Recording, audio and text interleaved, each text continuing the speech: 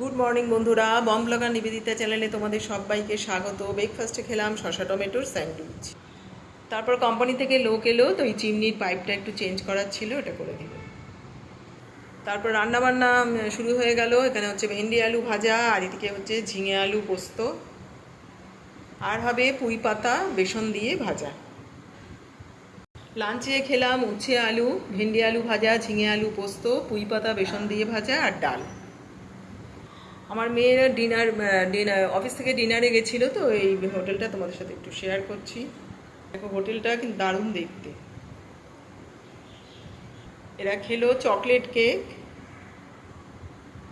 আর খেলো cheese cake. আমরা চায়ের সাথে খেয়েছিলাম হরিণঘাটার চিকেন শিক কাবাব। দেখো শিক কাবাবটা খেতে কিন্তু দারুণ ছিল।